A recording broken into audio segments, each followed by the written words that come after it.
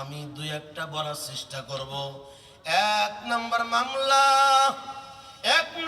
মামলার নাম হলো মারণ। আল্লাহ পাক পাঁচটা মামলার দিকে টার্গেট করে আয়াত বলেছেন, মিনহা খালাকনাকুম ওয়া ফিহা নুঈদুকুম ওয়া মিনহা নুখরিজুকুম তারাতান উখরা। এই দুনিয়ার মানুষ সকল শুনে নাও, তোমাদের সামনে কিন্তু পাঁচটা মামলা রেডি। কার কখন জানি মামলার অর্ডার হয়, পুলিশ এসে হ্যান্ডকাপ লাগায় ফেলে, হাতে কড়া, হাতে রশি বেঁধে ফেলে। সব দুনিয়ার মানুষ যদি এক হয়ে বলে সাবধান, এই ভাইকে নিয়ে যাব না, এলাকার সবাই যদি একত্রিত হয়ে বলে না না, ওই পুলিশের কাছ থেকে মানুষকে ছেড়ে দেওয়ার কোনো ক্ষমতা কারণ নাই, আছে কি? এক নম্বর মামলার নাম হলো মরণ। এই মুসলমানের সন্তান মরণ থেকে কোন জায়গায় পালাবা ভাই? মরণ তোমার পিছু পিছু দৌড়াবে। আল্লাহ পাক কোরআনেও জানায় দেয়, কুল ইন্নাল মাউতাল্লাযী তাফিররুনা মিনহু ফাইন্নাহু মুলাকীকুম আইনামা তাকুনু ইউদরিকুমুল মাউত ওয়ালাউ কুনতুম ফি বুরুজিম মুশাইয়াদা। মরণ থেকে যতই পালাও, মরণ তোমার লইবে ঘিরি। যদিও সুদূর আকাশ পানে পালাও, সেথায় লাগিয়ে সিঁড়ি। নদী পথে নৌকা চালাও হে মাঝি ভাই, বেলা ডোবার আগে আমি ওপার উঠতে চাই। ডুবে গেলে বেলারে আর ওঠে না, ভেঙ্গে গেলে মেলারে আর জমে না। নদীর পার ভাঙ্গে ও পার গড়ে, এই তো নদীর খেলা। সকাল বেলার ধনীর তুই, ফকিরে সন্ধ্যা বেলা। সকাল বেলার যুবক রে তুই, সন্ধ্যা বেলা তোর লাশ। আছে না নাই? ও মুসলমানের সন্তান, এক নম্বর মামলার নাম হলো মরণ। সাবধান, মামলাটা কঠিন হতে পারে, সহজ হতে পারে। আমি কোন কাজ করলে সহজ হবে, কোন কাজ করলে মামলাটা কঠিন হবে? মামলাটাই কঠিন। আগে মামলা সম্পর্কে একটু ধারণা নেই, কেমন কঠিন।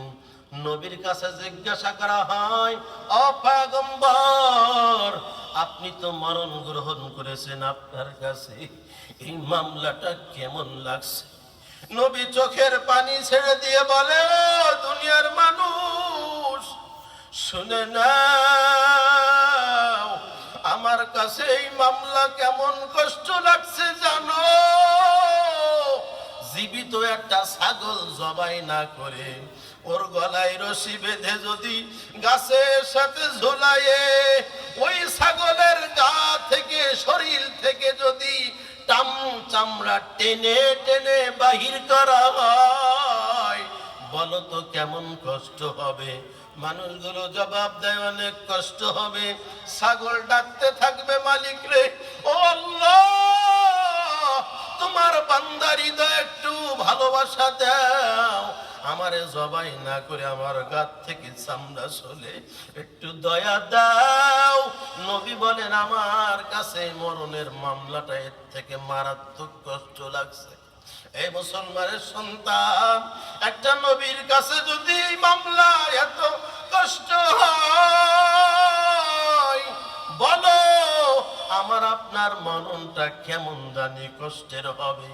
বাড়ি যে বালিশের সাথে মাথাটা লাগাইয়া একটু চিন্তা করবা, নবীর মরণ যদি এমন হয়, না জানি আমার মরণটা কেমন হবে।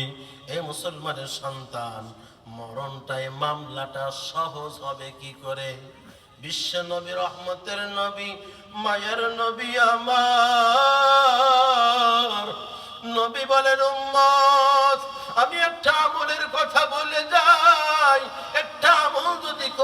পারো, প্রথম মামলাটা তোমার ঢিসমিস হয়ে যাবে, সহজ হয়ে যাবে, আসান হবে, এমন আরামদায়ক হবে। নবী বলেন ছোট শিশু, দুধের শিশু মায়ের দুধ খাইতে খাইতে যেমন ঘুমায়া যায়, উম্মত তোমার মরণটা এমন সহজ হবে। বলেন সুবহানাল্লাহ।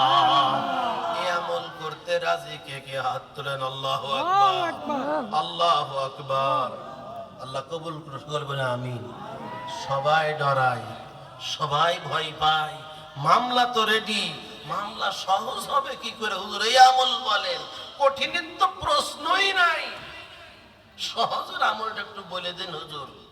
মুসলমানের সন্তান বিশ্ব নবী বলেন এই আদালত, এই মামলাটা সহজ হবে, একটা আমল বলে দিই। বলে কি নবী? বলে দেন। নবী বলেন উম্মত, রাত দিন 24টা ঘন্টা আল্লাহ পাক তোরে দান করেছেন, আমারে দান করেছেন আমার আপনার সুবিধার জন্য, সুখের জন্য, শান্তির জন্য।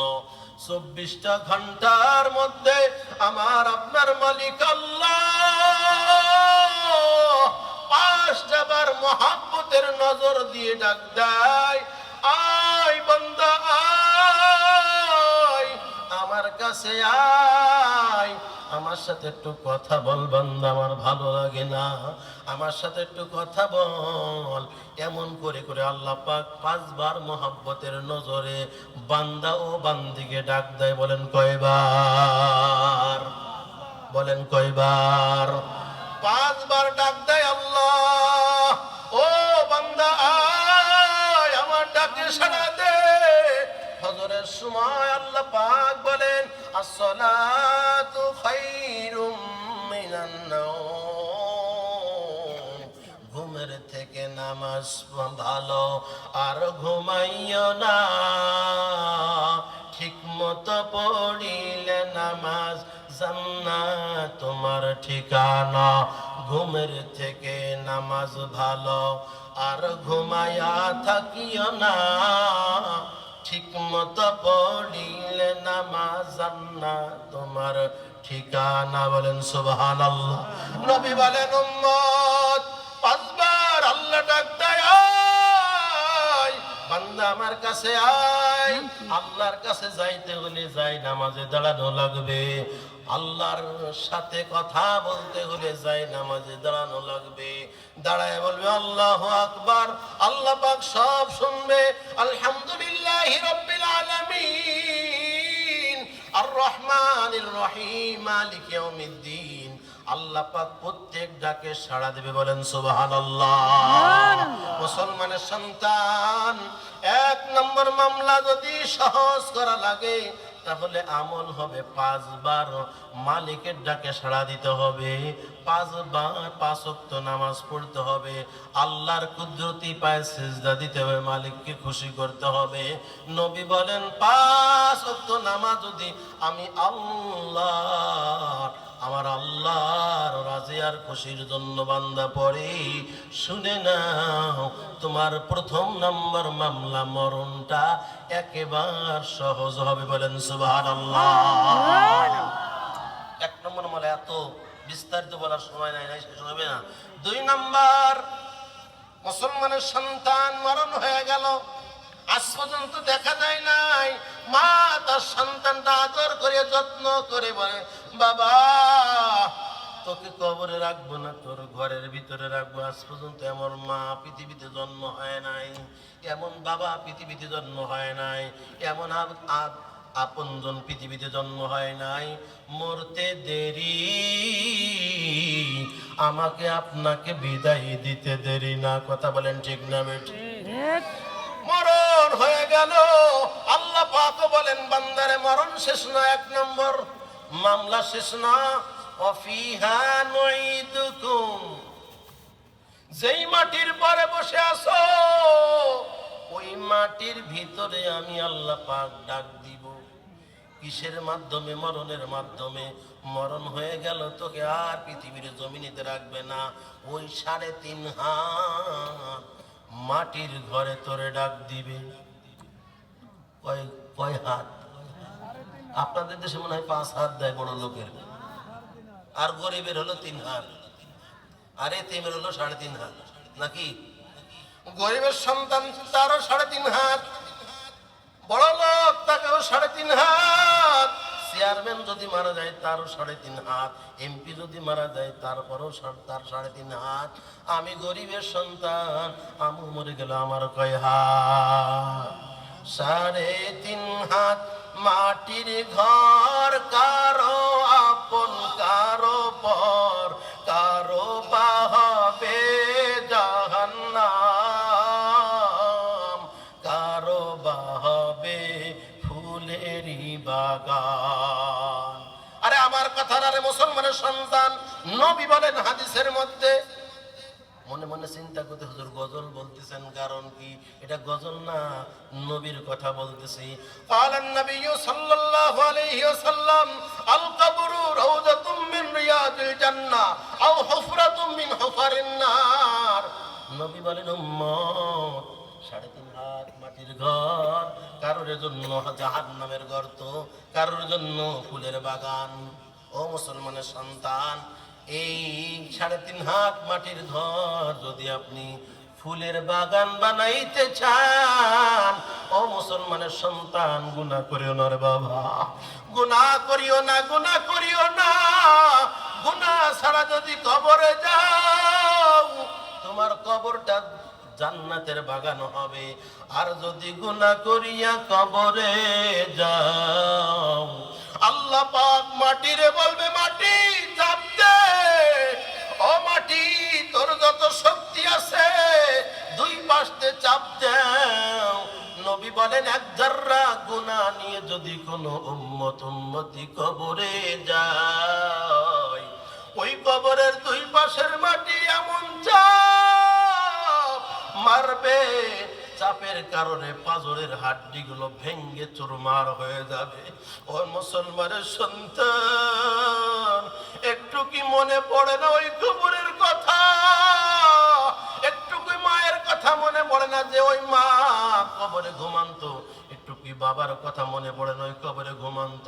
ও মুসলমানের সন্তান, এই জন্য বলতেছিলাম, 2টা বলেছি, মাত্র কয়টা? 2টা মামলার কথা বলেছি, সময় শেষ। 1 নম্বর হলো মরণ, 2 নম্বর হলো কবর। 2টা মামলার কথা বললাম, আর 3টা মামলা সামনে রয়ে গেছে। নিশ্চিত প্রস্তুতি থাকুন, কখন জানি মামলা ঘটে যায়। আল্লাহ পাক রব্বুল আলামিন নেক আমল করে এই 5টা মামলা তো বলে শেষ করতে পারলাম, 2টা বললাম, অন্তত এই 2টার পর আমল করে আমাদের মামলাকে সহজ করার তৌফিক সকলকে দান করে। সকলে বলে আমিন। ওয়া আখিরি দাওয়ানা আলহামদুলিল্লাহি রাব্বিল আলামিন। যদি অন্য সময় ইনশাআল্লাহ সুযোগ হয়, তাহলে 5টা ইনশাআল্লাহ গুছায়ে সুন্দর করে আপনাদের সামনে বলার চেষ্টা করব। আসসালামু আলাইকুম ওয়া রাহমাতুল্লাহি ওয়া বারাকাতুহু।